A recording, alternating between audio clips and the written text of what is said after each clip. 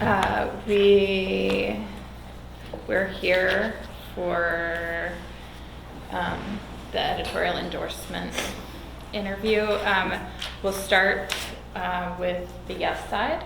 If one of you wants to go ahead and introduce the measure. Sure.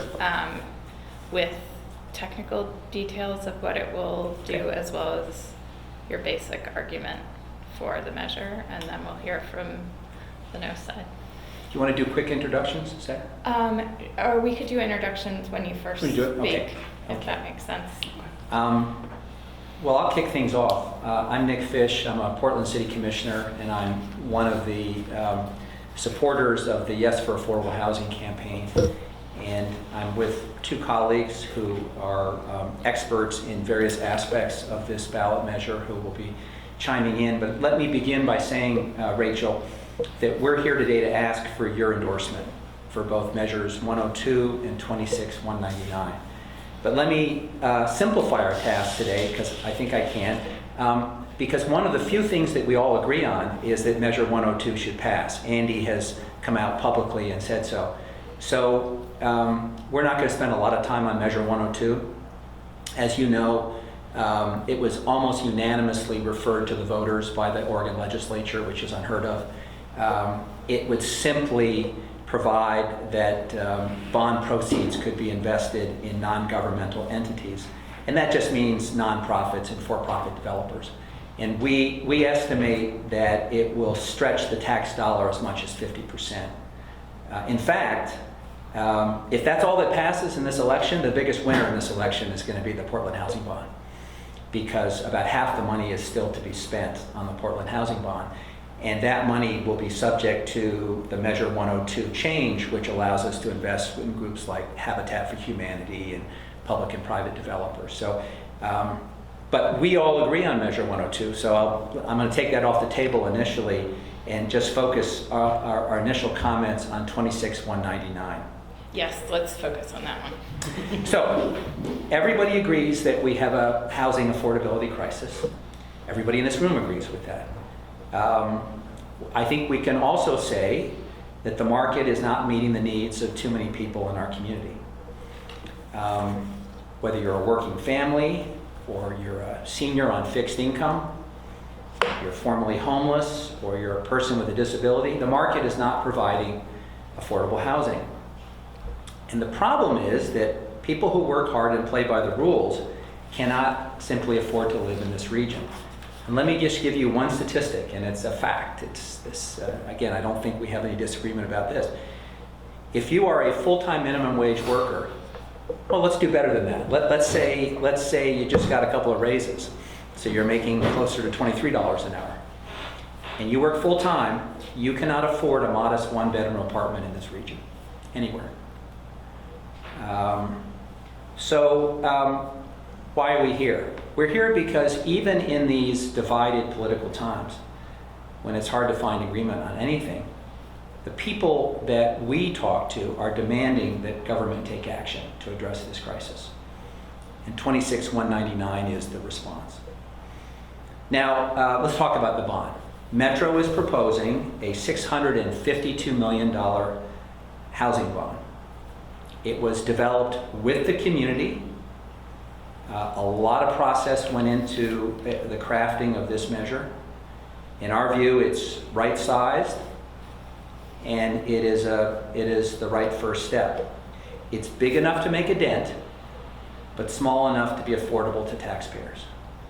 So what will it cost the typical homeowner in the region? It'll cost about $60 a year or $5 a month.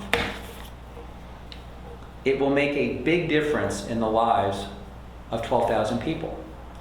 That's assuming Measure 102 passes. If Measure 102 passes and we can stretch the dollar, given the mix of 3-bedroom, 2-bedroom, 1-bedroom apartments and the plan, and we can document this because Metro did a lot of really good work laying the groundwork for this. We hope to serve 12,000 people when all of the housing is in place. So for those 12,000 people, this will make a huge difference in their lives. Now, our campaign is broad-based. In fact, Nearly 500 organizations and elected officials have signed on. They're all listed on our website. And Rachel, I don't remember the last time there was a coalition this broad in support of any cause. From the Portland Business Alliance, which spent a lot of time kicking the tires and finally came out strongly for this ballot measure, to the building trades.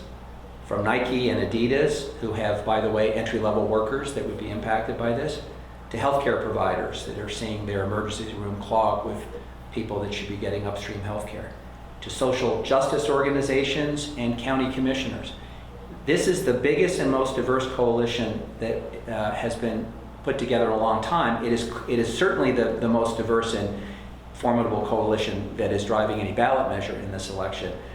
And it is in stark contrast to the opposition. If you go to their website, you'll see a total of 5 organizations listed in opposition. So let me close with one last point. The public is demanding that we act. And we can have a discussion about whether this, in an ideal world, is the perfect solution. And I appreciate that we appreciate that at some point voters may end up feeling fatigue when it comes to property tax measures. But what you're going to hear today from the opposition, and we obviously have a lot of respect for Andy Dyke. He's been carrying the load almost by himself now for the last few months without virtually any financing. The opposition will spend their time talking about Metro. We'll have an academic discussion about what Metro's role should be in the perfect world. We'll talk about the urban growth boundary and its impact on housing affordability. We'll also probably hear Mr. Dyke's unyielding faith in the ability of markets to self-correct. What you won't hear is an alternative. What you won't hear is a solution. Their solution in this campaign is to do nothing. That is unacceptable, both morally and politically. And again, today we ask for your endorsement on both measures 102 and 26-199. Thank you. Thank you. Okay.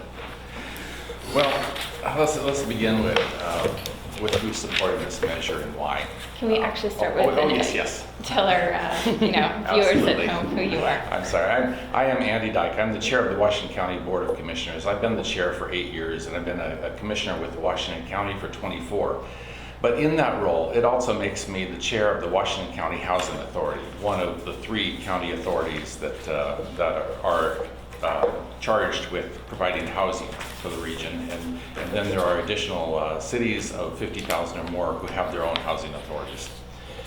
So in that role, we've been providing housing for many, many years, and will continue to do so, and do have strategies for the future. So I dispute the argument right off the bat that we're doing nothing. In fact, we don't believe that doing nothing is an option.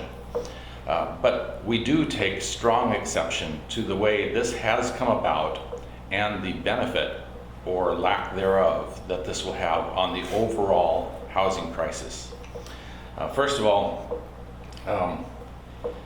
if this is provided by Metro, it puts Metro in the role of being the conduit for funds that then go to the local housing authorities.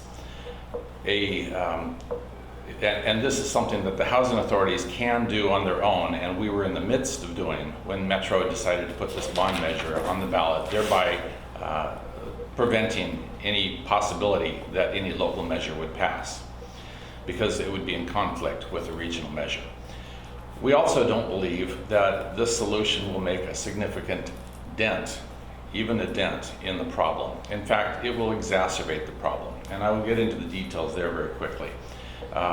In fact, let's do that right now. Actually, can we start with whether you agree with how much the tax will impact property owners? I think there may be disagreement on that. I don't think there's a big disagreement if you look only at the tax rate. The average, if you state it as the average assessed value, that's not the average real market value, but the average assessed value across the region is probably in the neighborhood of somewhere between $60 and $70 a year, which you can equate that to $5 a month if you'd like. The problem with that is that we live under the cloud of Measure 5 and 50, which the voters passed a number of years ago, which changes how taxes are distributed across the region. That means that any home or apartment complex built since Measure 50 passed is assessed at a much higher rate and will pay a disproportionate share of those taxes. Consequently, much of the low-income housing are in those newer units. And we know that whether you own or rent, you will see increased costs because of this measure.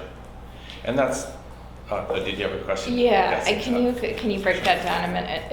Are you talking, when you say low-income housing, are you talking about market housing? Are you talking about? We're talking about housing for anybody who makes 80% or less of median income. Okay, and are you talking about? But yes, at market rate. Okay, so you're saying Washington County has a significant amount of market rate, low income, 80% or less of them, affordable to. Well, not nearly enough. I will concede Metro's contention that we are short regionally about 40,000 units. For people making for people 80%. making 80% or less. So regardless of how many we have, there is a shortage. There's no doubt about that, and I don't dispute that.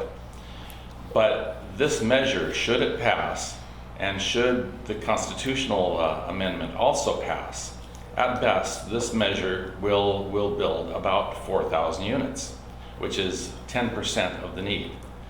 So if you want to call that a dent, that's fine. But Metro and local governments have already planned for a crisis that's greater than what this is going to deal with. For example, the current recommendation for the expansion of the urban growth boundary only is expected to build 9,200 homes, and yet we acknowledge a need of 40,000 affordable homes. So you see, we're already planning for even worse circumstances in the future. And that will continue to drive rates up on a market basis. So if you consider that home prices are going to be considerably driven up because of the policies that we've all chosen, we will always be behind the 8 ball if we think we're going to rely on a tax solution to resolve the problem. It has to be our policies, or we have no chance of ever catching up. Now we can turn to the public and we can say, yes, we did something, and doing nothing is not an option, but we're still planning for going backwards. And that's the problem with our thinking with this bond measure. Can you go a little bit into what Washington County has done on housing of late, both regarding, well, let's start with, does Washington County have a need for more Yes. housing that's Yes. affordable to Yes. people making 80% Yes, very much or so. lower? I'm going to talk about the public housing side because that's the side that we can control through the Housing Authority. We currently have about 2,000 units of public housing. We just broke ground on another 120 unit apartment complex, and over the next 2 years we expect to build about 500 more. In addition, Like complete within the next 2 years? complete, yes. Okay. In addition, opportunities continue to come forward, such as one just this last week, where a 36-unit apartment complex came available. It was at a very reasonable rate. The tenants were paying below market, and we had hoped to keep it that way. But we were not able to move fast enough to purchase it before the private market snatched it up. We decided internally that we are going to change our policies so that we have that ability to move faster and keep those units affordable. So those are changes we are doing within the county.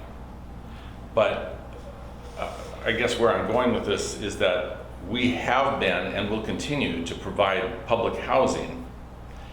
And if you look at how many units we are building over a span of a couple of years, and you compare that to what this bond measure will pay for within Washington County, we're doing almost as much without raising the taxes as others are doing with raising taxes. So what is the source of the funding for that? The source of the funding is partially SIP funds. The board has committed several $1 million of strategic investment funds to doing that. And then you have state and federal funds as well. A lot of it is policy choices and figuring out how you work within your budget to shift funds around to make it work. But the other part is that because it's not a bond measure, we have the flexibility to work with local nonprofits. And that's why we're in support of Measure 102 as well. Because if we did have bond proceeds, we would almost certainly need that constitutional amendments to achieve the same successes that we are achieving currently. So I guess in conclusion, one of the things that I haven't talked about is that while we are taking care of about 10% of the problem with this bond measure in a best case scenario, we are negatively impacting the other 90% of people who are housing challenged already.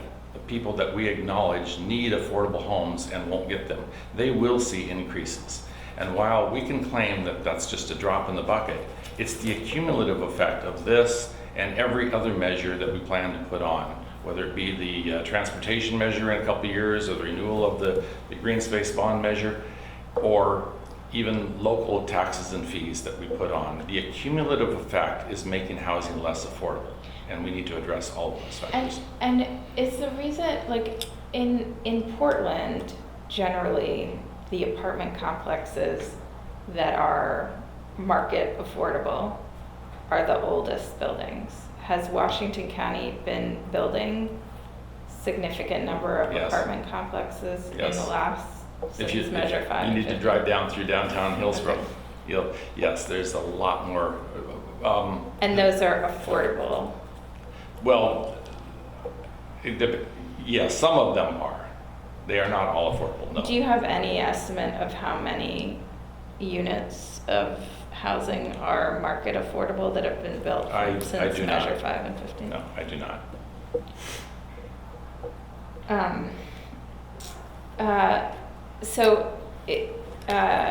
Thank you. Yeah, I guess Oh, did you wanna do- in response to that though, I would argue that it doesn't matter so much because this bond measure will create a greater need. And so even if we say that the market is not fulfilling the affordability need, and so we plug some bond dollars into it to take care of 10% of the problem, we've created at least 10% more of the problem just because we've driven so many more people into being rent challenged.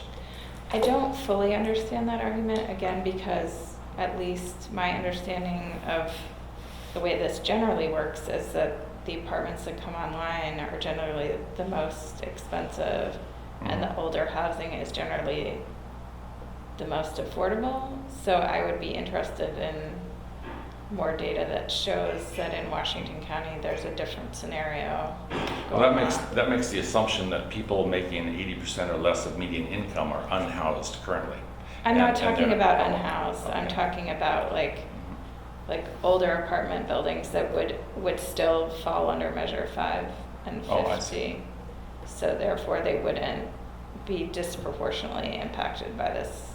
Oh, you're talking about the disproportionate part of it? Yeah. Yeah, I guess I was arguing it from the standpoint that whether it's disproportionate or not, they are going to be paying more under this. So, under but this like technique. $5 a month to me doesn't sound like, If you're having trouble putting food on the table or paying that rent and you're seeing steady rent increases, $5 a month makes a big difference in conjunction with your garbage rates and everything else going up, sewer, water.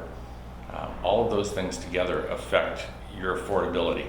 And this is one more nail in the coffin, which just drives a certain number of people over the edge into that need. So I guess I want to drill down, sorry to go Okay. way into the weeds of this, but is your argument that $5 a month for the rent, like your assumption is landlords will pass on the cost to Right. renters, and that $5 a month is too much for the renters to bear? Or that for the most part in Washington County, renters will see more than $5 a month? I guess is my question to you on in the weeds of the technicality. My base argument is that $5 a month is too much. Any amount, any tax on housing to solve a housing problem is too much, especially a 30-year bond. Now, we've looked at levies because we believe that with short-term levies, we could make a big impact, and the public could assess whether or not those levies are fruitful and provide the end result. And then they have the choice whether to renew or not in 5 years. But to be locked into a 30-year bond and have to pay that over 30 years, that is too much, yes, especially for housing, when it also competes against basic needs and levy renewals that local governments are increasingly reliant upon. I mean, I think I'm Shannon Singleton with Join and the Welcome Home Coalition. And part of what is just real for folks is we are seeing rent increases across the board, regardless of this bond measure. There is no projection that that's going to shift, and we'll see decreases. And so that's part of my challenge with this argument as well, as renters are seeing those increases. And frankly, if there's a concern from elected officials about managing rent increases for low-income folks, then we should be really having a conversation about tenant protections and rent control. And that's not what we're talking about. So I guess I have one let me lay out my understanding of this. Like, why, if Washington County, theoretically, I mean, Mr. Dyke doesn't speak for everyone in Washington County, but theoretically, if Washington County doesn't want a bond, why aren't we doing another Portland housing bond? Like, if like, my understanding is basically that this is a calculation, like the reason we're having a metro, or the reason metro was chosen was a political calculation about how we get a housing bond for the 3-county region. And if Washington County doesn't want it, why are we going for a bond in Washington County? Like, does Washington County need a bond? Or should this be another Portland housing bond? Well, let me give you a statistic.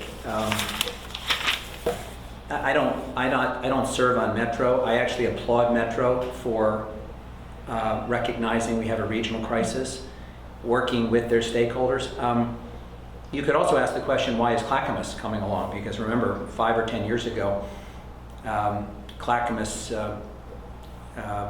was in a fairly adversarial relationship with Portland on almost everything, including fixing up the Selwood Bridge, if you remember that fiasco. Today, their county board unanimously endorsed this housing bond. The politics has changed. Mr. Dyke has his own view. He's here by himself. His website places him, he is largely by himself. If you look at the C&E filing, he is the largest single donor. The next largest donor is In-Kind, and together it reaches $30,000, which is not enough to run a campaign of this magnitude. We respect Andy Dyke and his view. Andy has a principled and very ideological view about markets and about government. And we have a different view. And ultimately, Rachel, the voters get to decide this question. And if for some reason the voters in Washington County overwhelmingly think this is a bad idea, then maybe this fails. It will not, however. We're very confident this is going to not only win, but win by a healthy margin.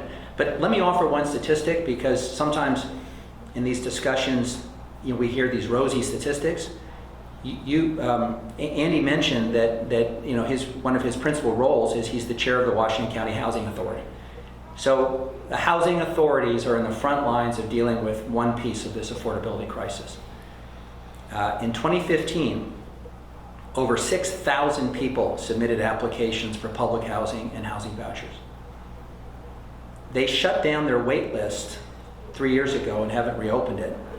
And there are 20... This is Washington County. Washington County. And there are 2,400 households stuck on that wait list with nowhere to go. And you know, he said that the money they're using to sort of cobble together to do 30 units here and 50 units here, which by the way is never going to get the job done, is a combination of taxes in lieu of property taxes that some businesses pay because of the way Washington County deals with the unincorporated sections and folks that don't pay their fair share. Some state money and some federal money. Well, good luck on the federal money.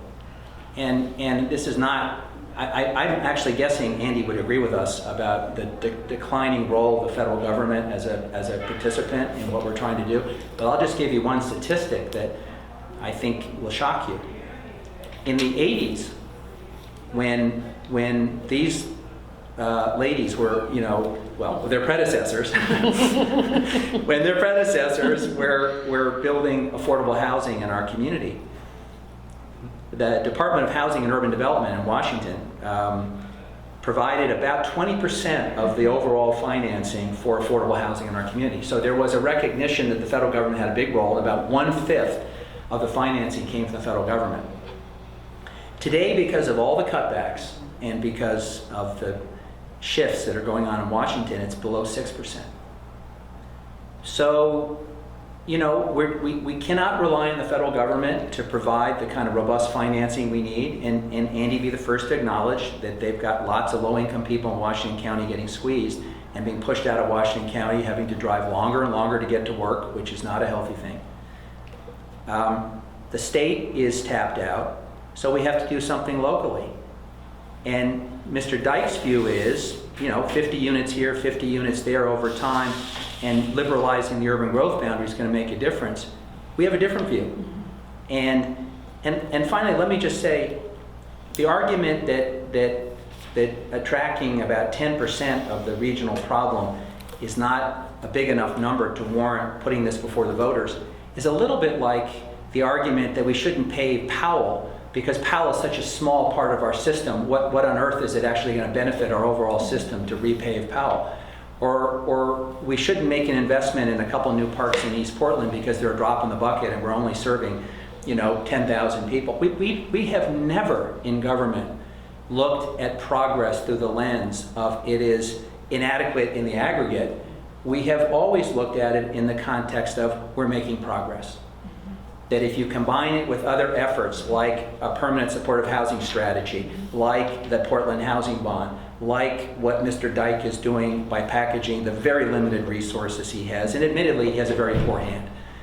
I mean, one of the reasons Washington County desperately needs this bond measure, and they will get their fair share based on the assessed value of all the real estate in Washington County, they will get a big chunk of this, is that he doesn't have the resources to deliver housing. And what's changed is that metro-wide, and a majority of the metro mayors have come out in support of this, let's be clear. Metro-wide, our communities are saying it's a regional crisis. And we applaud Metro for coming up with a solution. Okay, Let me stop for a second, but I'll come back. Okay, thank you. Can you give comparison numbers about how many units of affordable housing are being built in Portland or Multnomah County and Clackamas County? He said, what were your numbers? 500 over the next 2 years? 2 years. Do you know what the numbers And are that's for definitely Clackamas? not 50 here and 50 there. That's significant. But we've got thousands in the pipeline. Can I send you an email after Yes. today? We don't want to wing it, but ladies, we could give. Yeah, absolutely. We could Yeah. give Allison, we could give her Yes. concrete numbers. Absolutely. And I think it's important to say, I'm Allison McIntosh with Neighborhood Partnerships and the Housing Alliance. Right now, we know that nonprofit affordable housing providers in our region, 12 organizations alone, control 25 sites, have 1,600 units planned that we could build today if we had resources to do it. I think one of the things that I really appreciate about this discussion from Metro is that this is an acknowledgement that this is a problem that we need to start solving as a region. There is no single solution to our housing crisis, right? We need to do all of the things that we can to address this problem, like Commissioner Fish was talking about. We need more permanent supportive housing, we need protections for tenants in market rate units, and we need to build more affordable housing for folks in our communities with low incomes. Well, if I could address it, first of all, Washington County as I said, is building about 500 over the next 2 years. Washington County is not short of money, in spite of what he's saying. The money is there. That is not the issue. The issue is buildable land.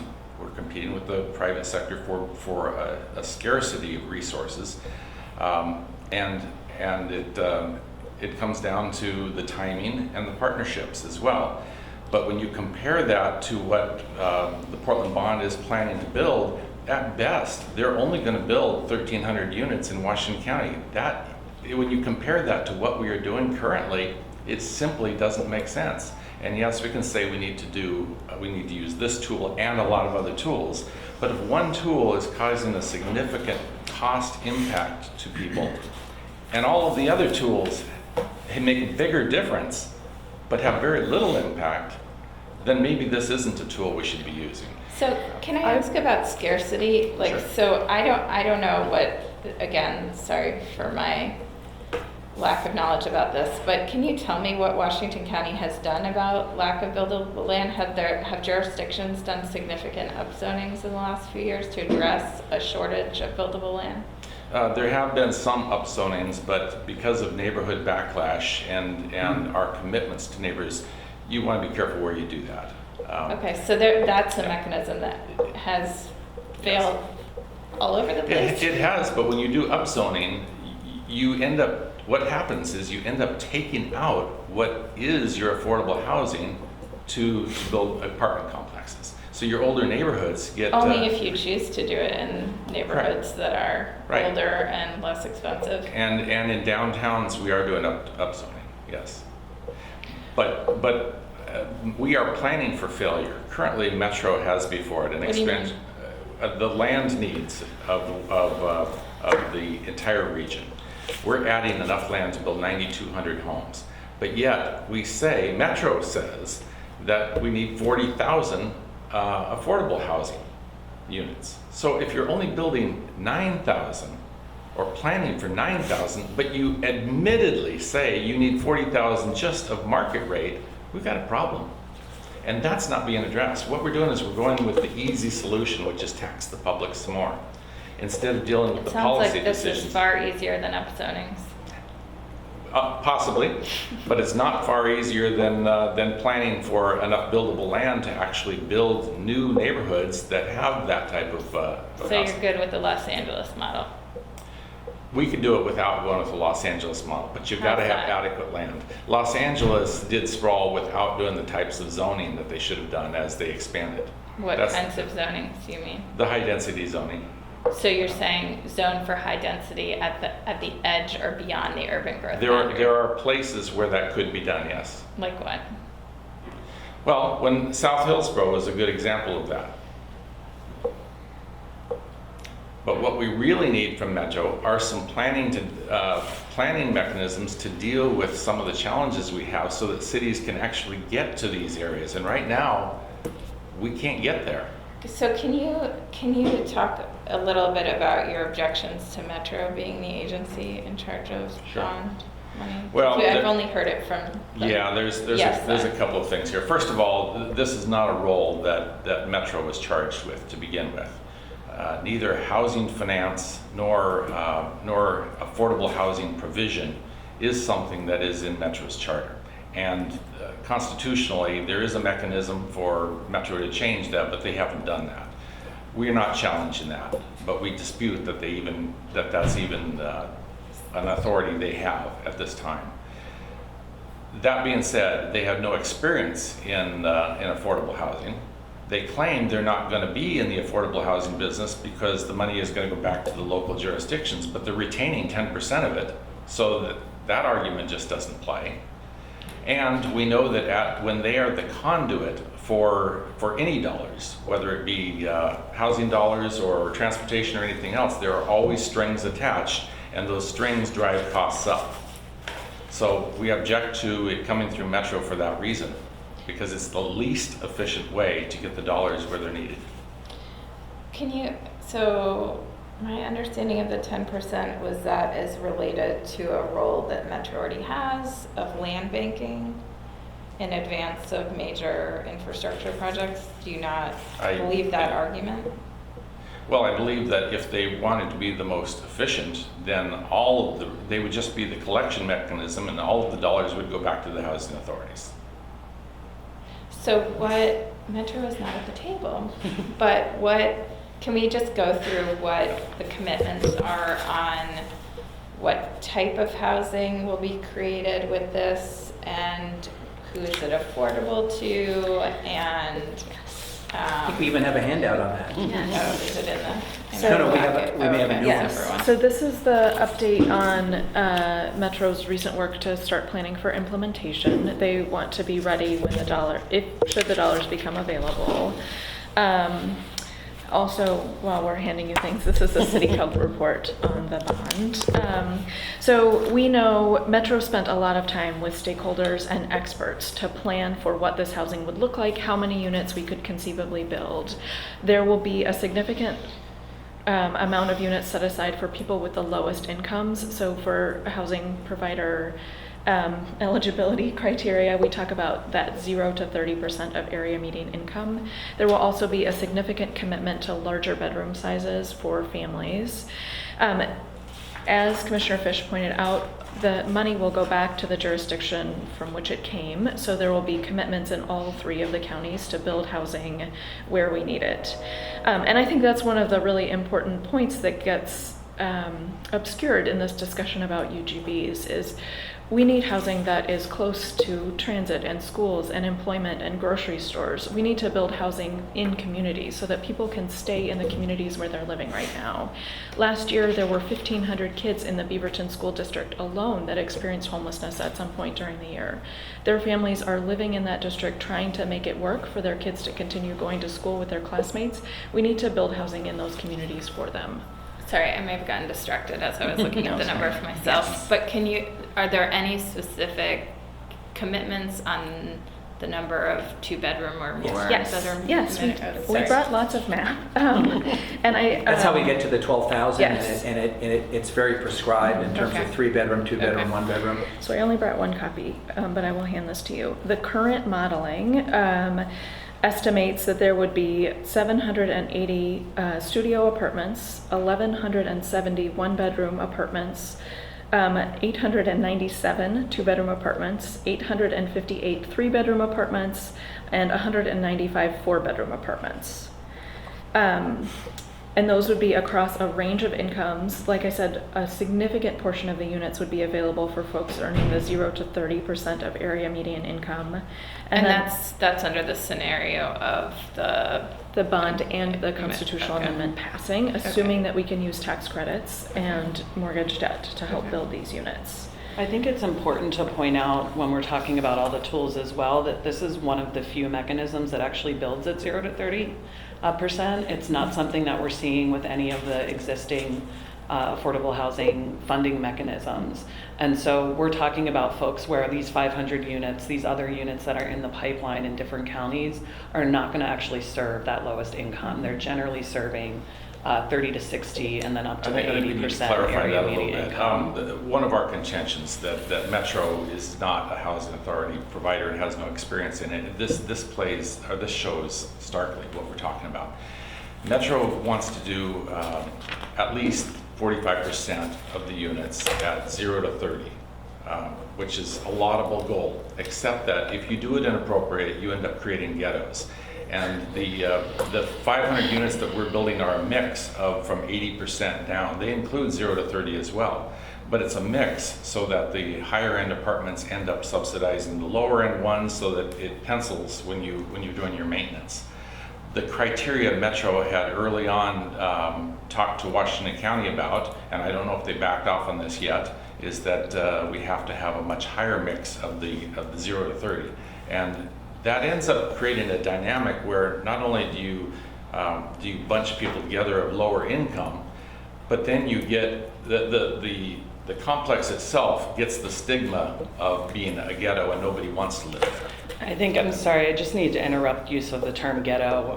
As we had a conversation about at City Club, there are words that have a lot of racial connotations that I think maybe you don't quite fully understand and I speak appreciate. plain And that English is and whatever people Very want to read important into it, that's for fine. you to be it makes my mindful point. of the impact of your words on folks of color who are also your constituents. Yeah, that's fine, but they understand fully what I'm talking about.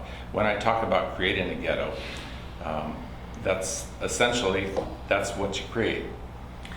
We And have we want to avoid that. a deep ideological division within this building, represented by Mr. Dyke, who has a particular philosophy of government.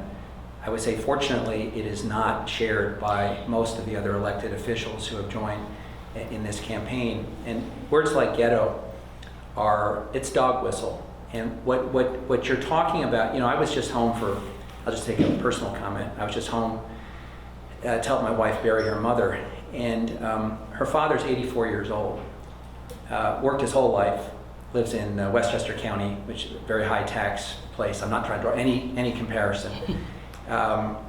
But his Social Security, 50% of his income, and his income is exclusively Social Security, goes to paying just the overhead in his house, property taxes and other things.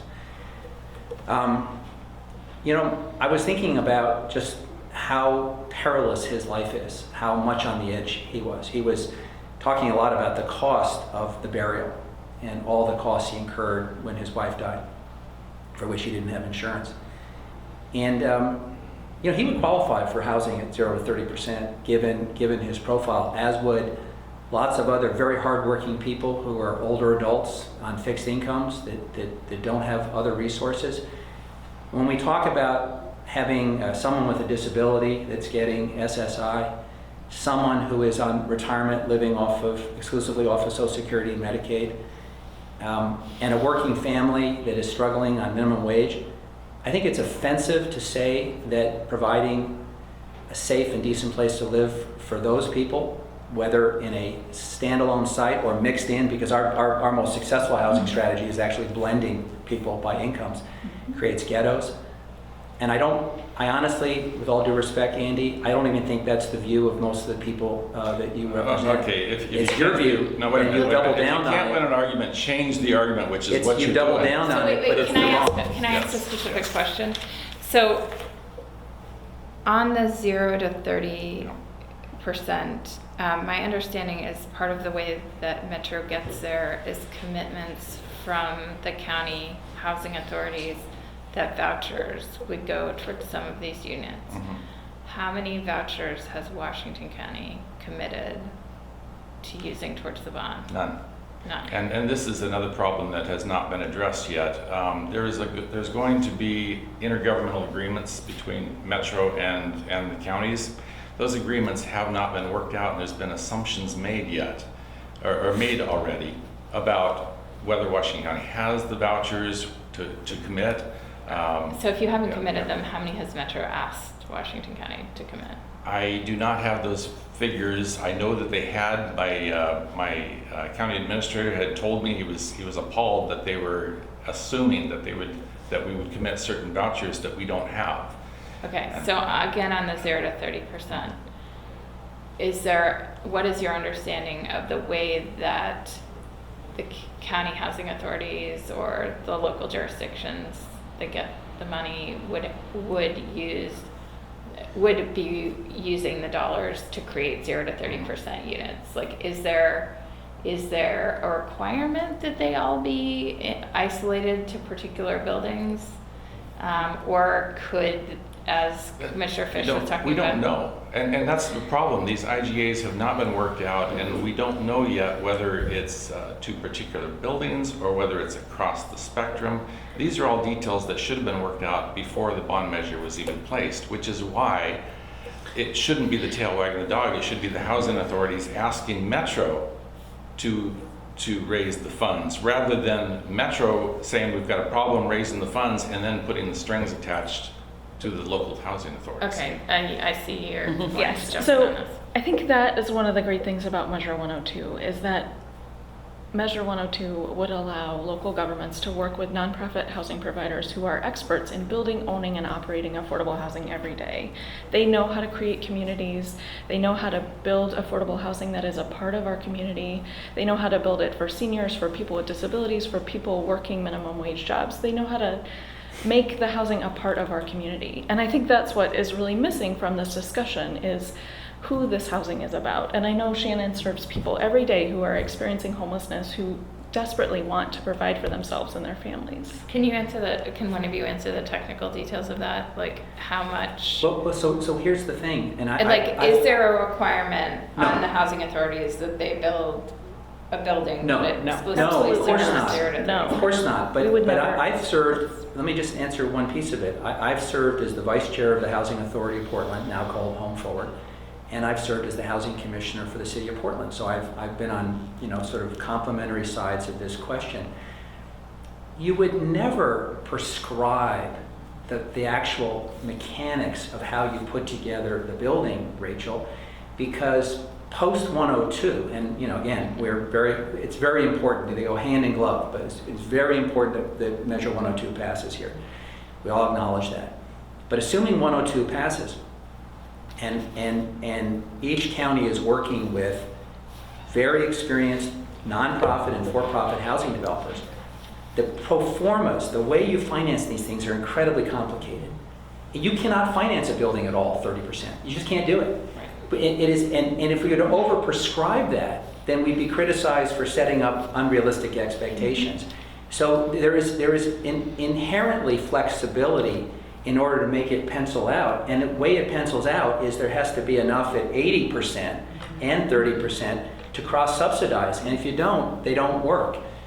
Everyone understands that. And that Washington County hasn't had a lot of experience outside of the Housing Authority, which is limited experience, building for people who are falling through the cracks. But that is really who we're focusing on. We're I running find out of it time, funny so how- I'm gonna cut you off because I need to ask this side of what two things like what effort is underway. Mr. Dyke mentioned this before. Like what this concern, like what efforts have been made to limit the cost per unit, Good. the cost per square foot of the units being built. And then I'm going to tag on the second question is what's been learned from the Portland housing bonds so far that changes the approach either to the way the measure is crafted or the way that the follow Yeah. through. I'll take the first one and then she'll take the second. One of the things that has, I think, come out of this debate that's been very positive is, and I think you will appreciate, Rachel, is broad-based commitment to bringing down the cost of housing. And I don't say that just because your paper has been beating that drum, but there's been a very broad conversation across the region about how do we do that. In Portland, as you know, the mayor has taken all the development-related bureaus under his watch and said, judge me. So he has everything from the permitting bureau to the financing bureau to the development bureau. He has all the bureaus that have anything to do with development. And he has given directions to all the bureaus to find ways of being more efficient. We are going to drive down costs because we're looking at new and innovative ways of doing our business. We're looking at using modular housing. We're looking at using RFPs to give people extra credit for bringing down costs. There are things we can all learn from each other. Out in Washington County, they don't waive systems development charges like we do. We waive systems development charges on affordable housing. That's one way we keep the cost down. They don't do that in Washington County. That may be a way that Washington County can offset the fact that they have less dirt or their dirt's a little more expensive. So there is a commitment, and it's broad-based and it's regional, to find ways of driving down the cost, and we've been sharing ideas. What I tell you we won't do is drive down the cost by putting people on the fringes of the community. And you heard a little bit of that from Mr. Dyke today, and we've heard it in other forums. We do believe in opportunity, and there are occasions when it is very important that we situate affordable housing in areas of high opportunity, meaning infrastructure, commercial, high-performing schools. Because what we know, and this is Dr. Ben Carson is an evangelist for this of all people, so I mean I got to give him credit. And he believes in upzoning in communities too. It may take a fair housing lawsuit to get some of Andy's jurisdictional partners to agree to that. But upzoning is not going to happen in a lot of the region without a fair housing lawsuit. But the bottom line is we're gonna develop housing that's affordable for lots of folks in places of high opportunity, and the dirt is necessarily a little more expensive. So I don't want to mislead you. You can drive down costs, but we do not believe you do it exclusively by looking for the cheapest dirt on the fringes of the community. And that, by the way, would be against federal fair housing laws, which prescribe us to do that. Mr. Dyke, in one of our earlier editorial board meetings, he and his companion were talking about going where the dirt's the cheapest, and that cannot be exclusively our strategy. Absolutely. So are you talking about building some housing in cheaper areas? Sure, but it can't be exclusively. And some of the biggest success stories we've had in affordable housing in Portland has been when we, like in Southwest Portland, have built affordable housing adjacent to a high-performing school system. So, And then someone what have we else is learned gonna, yes, what have about we the learned? housing bond? I think I would also just say it's important to acknowledge and remember that we are also building affordable housing to be part of our community infrastructure and to last not just for 10 or 15 years, but for 30 or 60 years. And that can cost more, and that is an important investment. I think what you'll see in the housing bond, Portland Housing Bond handout that I just gave you is that the Portland Housing Bond is ahead of schedule. There was a new property that just opened that you got to be at in August out On Burnside. Yeah, on Burnside. So folks are moving into units that were created with that bond, and we're really excited to be able to create safe, stable, and affordable housing for members of our community. Is there anything that changed or that, like, are there lessons learned in terms of mistakes made so far, or like? The handoff was awkward. I mean, I wish we didn't have serial one-term mayors. A lot of the ink, if you go back, had to do with the awkward handoff from Charlie Hales to Ted Wheeler. And the new mayor wanting to do some new process, and there was a question about why the delay and other things. But we are ahead of the, in terms of any set of expectations around housing, with half the units in the pipeline, we're well ahead of what we promised the voters. But I think the handoff between the two mayors was awkward.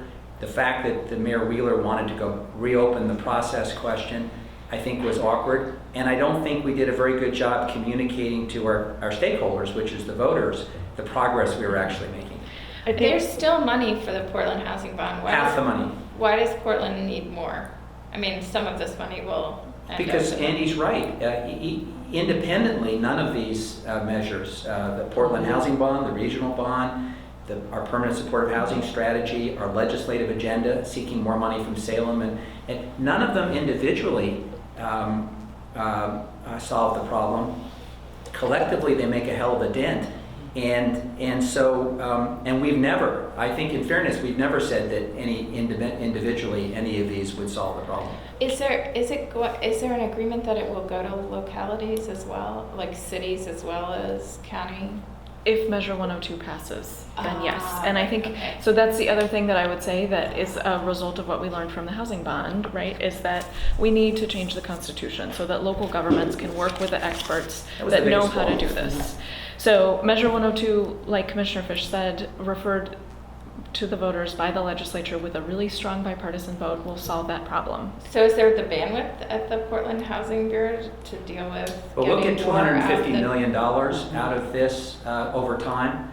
And the answer is yes. And I think you earlier heard, again, Allison, what's the number? There are 1,600 units planned. If we had dollars, we could, get out our shovels and start breaking ground today. It's 25 I sites see. in So Portland, that- Beaverton, Forest Grove, Tigard, and Milwaukee.